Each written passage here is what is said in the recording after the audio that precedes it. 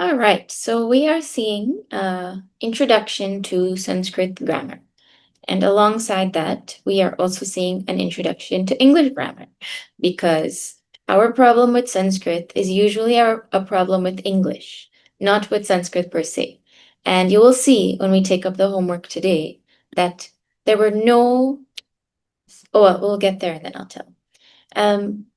Yesterday we saw if you were to make a basic English sentence, most basic, no adjectives, no fancy words, nothing, you would need a noun, you would need a verb, you would need an article, and in most basic sentences, you will also need a preposition to relate each noun to each other, to one another, something. Now, in Sanskrit, it is more simpler.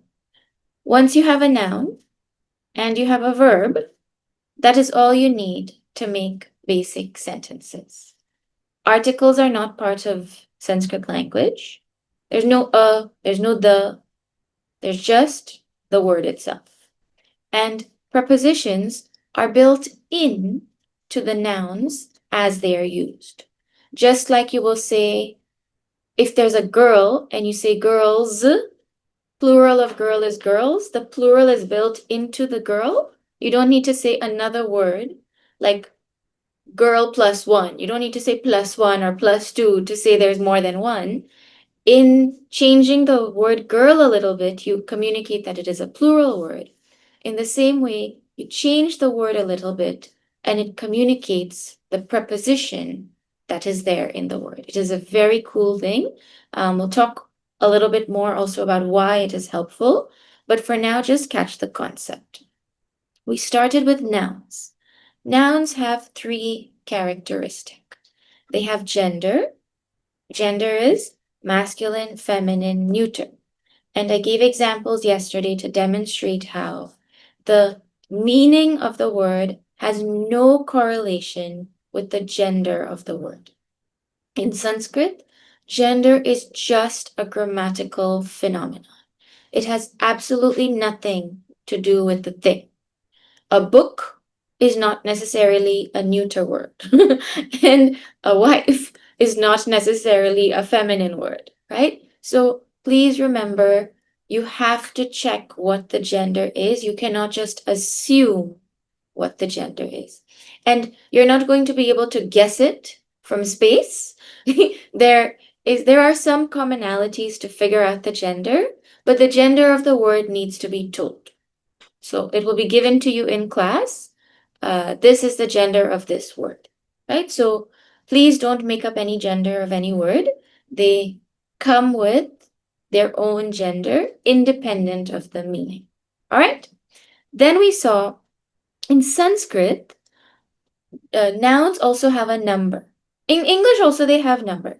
In English, the number is singular and plural. But in Sanskrit, we also have this special category called the dual, right? Where if you're trying to say two of something, it has its own unique category.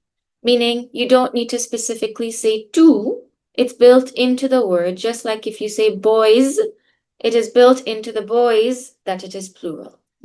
So we talked also about why it is so cool that Sanskrit has that, given that we live in this dvandva samsara, this world of duality. Dual is essential. Then we saw cases. The cases, there are 8 cases in Sanskrit, and every noun will have them. The cases communicate the relationship between the nouns and the verbs in the sentence. And we saw what the 8 cases were briefly. There will be the subject. Actually, let's just go through the example again. When you take a sentence, the first thing that you do is you look for the verb. Every single time, from now until you die. If you are going to open a sentence to unravel the grammar, the first thing that you do is look for the verb. Number 1, find the verb. Once you look for the verb, then you ask, what is the subject of this verb? Means who is the one who is doing the verb? That will be the subject. The person or the thing who is doing the action is the subject. What is being done is the, or what is being done to, how you say it, is the object, right?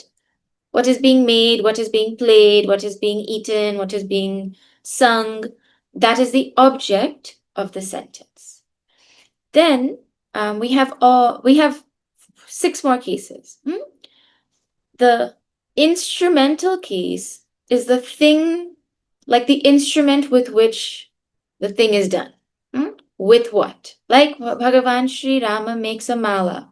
With what? What is the instrument of making the mala? Flowers.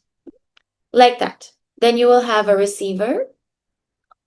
This in bracket is not like a mandatory thing. It's just an indication to help you think along those lines, right? But if you focus on what the prepositions are and you try to catch what the case usage is, you don't need to remember these technical words. And you definitely don't need to remember the Sanskrit terms, right? In this class, in this basic grammar class, we'll be using English, not Sanskrit. One less thing to learn. Just one thing I want to tell, this third case and this fifth case are very commonly interchangeable. So if you're like, well, I don't know if it should be a fifth case or a third case, it doesn't matter. Don't stress. Choose either one and you're good to go. Anyways, you're not going to be making fancy compositions in Sanskrit. We're using this to figure out what the composition is saying, right? So don't stress too much. Is it third case? Is it fifth case? It could be either, okay? Means you take it as it is and you move along. Okay, so this is a brief recap about what we did. Now let us go through the homework. I purposefully didn't write the answers. I want to go through it together with everybody to make sure you understand. What is the subject in our sentence? Sorry. Wrong question. What is the verb in our sentence? The verb is manifests. Who manifests? The Lord. Not the devas, the Lord. So if you put first case for devas, wrong. The devas didn't manifest, the Lord manifests. You see why it's important to find the verb first? Find the verb first. What does he manifest? He manifests beautiful lotuses. So that is the second case. Now, the word beautiful in this sentence is an adjective, correct? So we are working with nouns here. So we'll just let the adjective come along with the noun, right? He manifests beautiful lotuses. Then what else is there? With the 5 elements. So the next noun in this sentence is elements. So what case will elements be? The case, you don't write the case on with. So say the case for with is third. You're not going to write it on with. You're going to write the case on top of the noun because it is the noun that has the case, not the preposition. You understand the difference? This way you'll make sure that every noun has been covered, okay? So the elements is the thing that is with. It means the third case, it belongs to the elements. So you put third case on elements. The 5 elements is covered now. Then what is our next noun? I know many people would have made this mistake. For people's enjoyment. And everyone would have written in fourth case for people's enjoyment. But people is a noun also. So it will have its own case. So you can't just overlook people because it looks like an adjective sometimes, right? People is its own noun, so it'll have its own case. What is the case for people? It is like saying for the enjoyment of people. So this peoples will be 6th case. Not just because you see the word for in front of peoples and you write 4th case, right? You have to see what it means in the sentence. So peoples will be 6th case. I hope everyone is comfortable now with me saying first case, second case, third case. You just keep referring to the table and keep looking at what the prepositions are. Okay? So that was, and then you see one word got missed. Oh, devas. I'm talking to the devas. So that will be the 8th case, the vocative case, the sambodhan case. Okay? So if you put devas as first case, you will never make that mistake again in your life because now you know. It is eighth case when you say oh, even if the O word wasn't there. Like if I say, Arjuna, give me the spoon. Then Arjuna, even if it doesn't say O, it is still eighth case. Whoever you're talking to is eighth case. All right. Number 3. The sun illumines the world with light for all. What is our verb? Illumines. What illumines? The sun. What does it illumine? The world. What is our next verb? Light. With light. So light will be third. Is there another noun in the sentence? Well, all is a pronoun. So it also needs its own case. Right? You wouldn't, if you didn't know that, that's okay. Now you know. If you see a pronoun, it follows the same rules. It will have its own case. For all. So all will be what case? For all. So it will be fourth case. Okay. Number 4. Herds of deer dwell in the lonely forests. Herds of deer. So what is our verb? Dwell. Herds is not a verb. Herds is not a verb. The verb is dwell. Who dwells? Herds of deer. But now see, in that herds of deer, there are 2 nouns. So each of those nouns will have its own case. Okay? So what is the case? Who dwells? Is it the deer or the herds? This is an English question. Who dwells? The deer or the herds? It is the herds that dwell by English. Right? If you left out deer and you just say herds dwell, that'll be correct, isn't it? But you can't say of deer dwell. That doesn't make sense. So herds is our subject. What kind of herds? Herds of deer. So that of deer will have its own case, which is 6th case.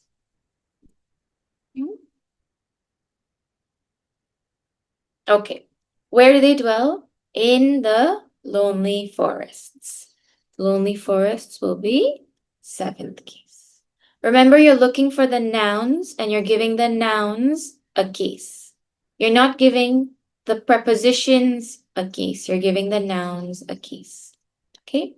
The last one, herds of elephants go to the forest from the lake. Now watch carefully. There is a trick in here that I am sure 99.99999% of people got caught with.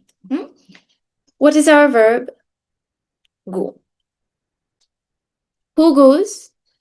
Well, everyone knows this answer now. Herds of elephants. So that part is easy. We have that part covered. Where do they go? Where do they go? To the forest. So now most people would have written for because it has 2. But where is the going done? The verb, the object of the sentence is the forest. They go to where? They go to the forest. I hope everyone sees what I'm saying. This is English again. If there is a movement word, the to is like part of the movement verb. They go to where? They went to where? Right? The object of the verb is the forest. Does everyone understand that? If that is too much technical grammar, just remember, if you have I'll take all questions at the end. If you have a movement verb, then the thing that you would normally think is 4th case is actually 2nd case. Cool? Anyways, what will happen is you'll keep making the mistake and you'll keep fixing it. And then eventually one day you'll remember. So don't worry, don't stress. This is not supposed to bring stress into your life. It is supposed to be practice until we get it, right? So don't stress if you put 4. and you keep correcting it to 2, no problem. And then from the lake, finally, from the lake, lake will be 5th case. All right, so far so good.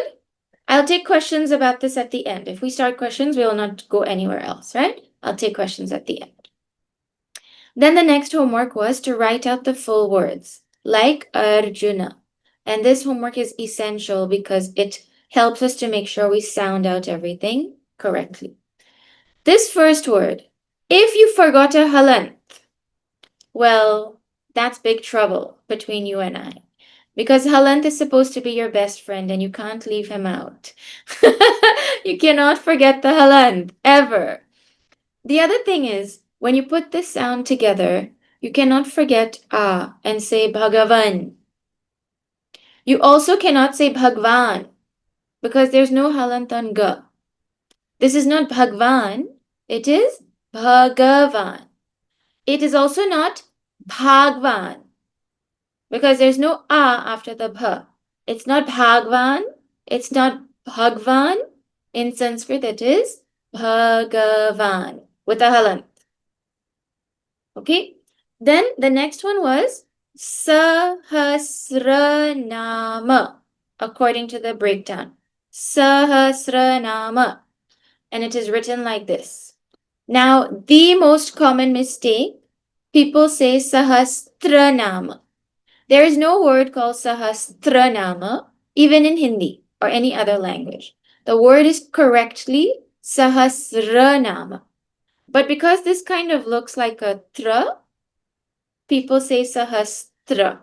So please, now that you are in Sanskrit class, you will not say Sahastra again. Vishnu Sahasra Nama. Lalita Sahasra Nama. Okay? Then Mano Buddhyahankara. This one is another super common one. If you wrote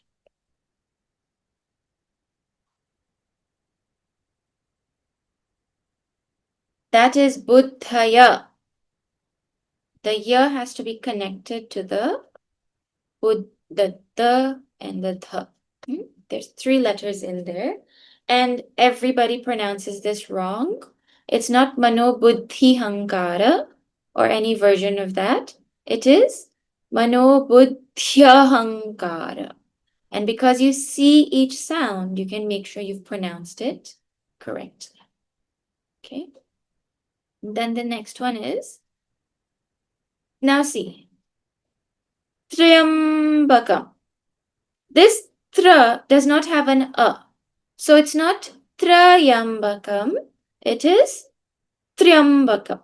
There's a difference in the pronunciation or not? Triambakam. Not Trayambakam, Triambakam. This doesn't have an a. Okay, and finally, it's not Mokshiya, it is Mukshiya. Mrityor Mukshiya, not Mokshiya. If you see the Sanskrit, you watch the letters, you will not make a mistake. And please, Kahalant and Sha, remember it is this fancy thing that is written here. Ksha. So, congratulations if you got like 80% correct. We're on the right track. And if you made mistakes, now you know the mistakes and you just watch out for them for the future. Okay? And then finally, our last homework was the breakdown of these sounds. Those who are breaking down the sounds will be making less mistakes in everything else. And those who are not breaking down the sounds will make mistakes till the end of time. It looks like, oh, this is such an obvious, simple homework, whatever, waste of time, it takes so long. Don't let your mind tell you that.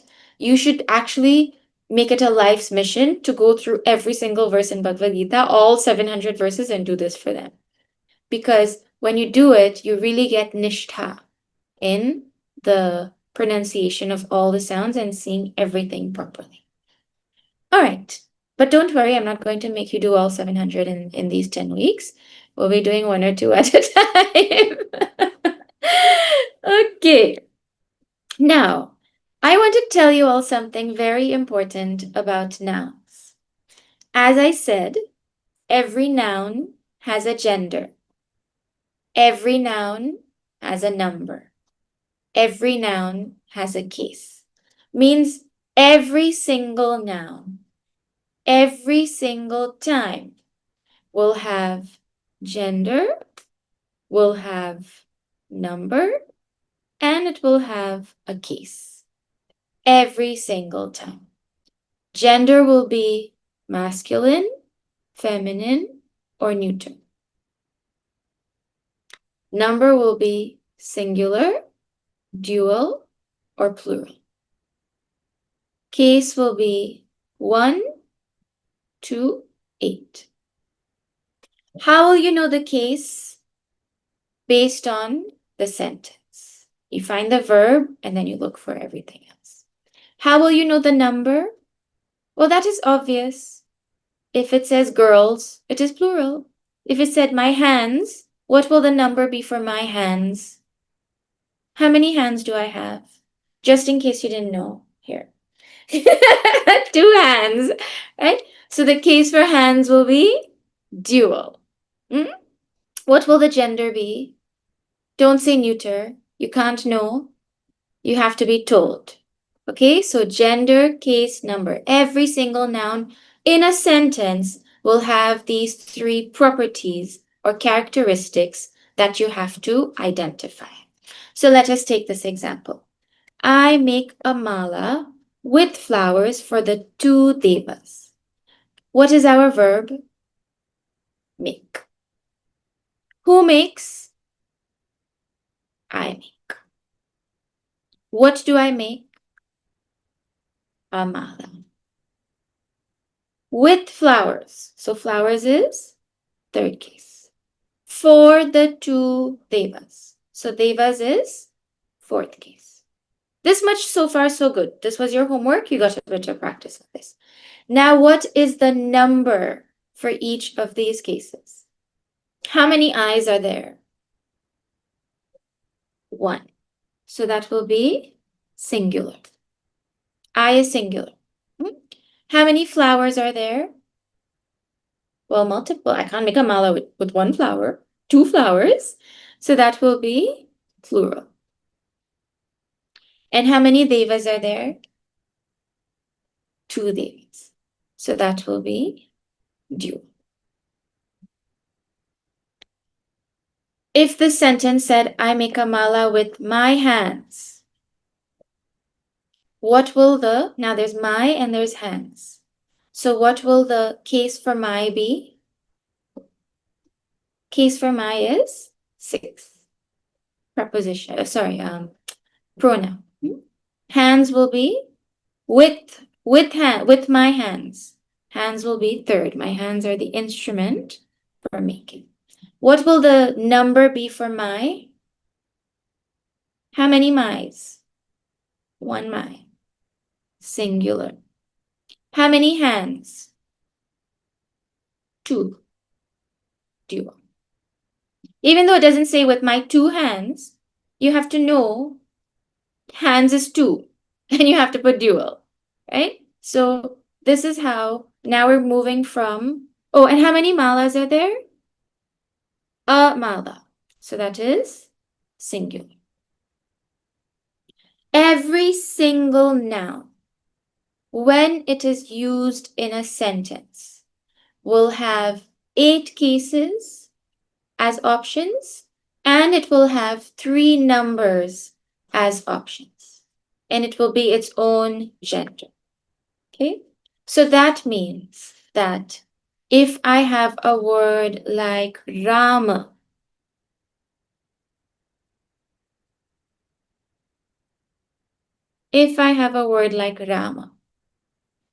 Rama will have first case, second case, third case, fourth case, fifth case, sixth case, seventh case, and eighth case. Correct? It will also have a singular, a dual, and a plural. Now, like I said, in Sanskrit, the way to know if something is singular or not, the way to know the case of a word is it will be built in to the word. So what is going to happen now is this word Rama is going to be expanded into variations with 8 cases and 3 numbers. So 8 times 3 is what? Math, guys, not calculator. 24. 24. You didn't need to count the boxes, just by the way. 3 times 8 is 24. This word Rama will have 24 variations by which it can be used in a sentence. And the variation that it has will tell you what the case is, and it will tell you what the number is. Every single noun will have these 24 variations. This thing is called a declension table.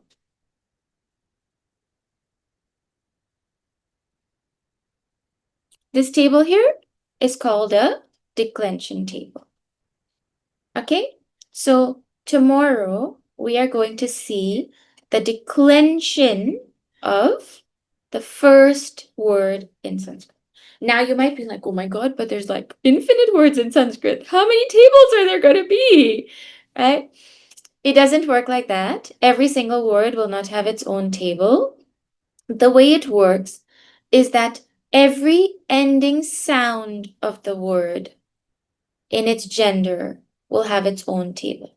So, for example, what is the ending sound in the word Rama? Don't say ma. Ma is a syllable. What is the ending sound? A. A is the ending sound in Rama. So any word, and Rama is masculine. So any word that is a masculine word that ends in a will have the same declension table as Rama. Just catch the concept. I'll go through it tomorrow again. Every noun has a gender, every noun has a number, and every noun has a case. When you look at the noun, it will have an ending sound. That ending sound will tell you which declension table to use to figure out how the cases and the numbers will look. And whether it is masculine, feminine, or neuter will tell you which table to use also. So this is called a declension table, and it sounds like a fancy word, but in a few days you'll be saying declensions like nothing, right? So don't worry, we're getting introduced to a whole different vision of grammar. In the beginning, it might feel confusing, but once you get a hang of it, you'll realize it's actually not. So we'll go through the Rama table tomorrow, but your homework for today is more sentences. English sentences. Now see, I told you our difficulty in Sanskrit is actually English first. How many people made mistakes in the English sentences? Finding cases for English sentences, raise your hand. So is Sanskrit hard or is English hard? just please, reality check. We didn't touch Sanskrit and you made mistakes. So don't say Sanskrit is hard. Say the correct thing. English is hard. Don't blame poor Sanskrit for English's fault. Okay? English is the hard thing that makes Sanskrit hard. Now you're going to do the same activity, the same homework.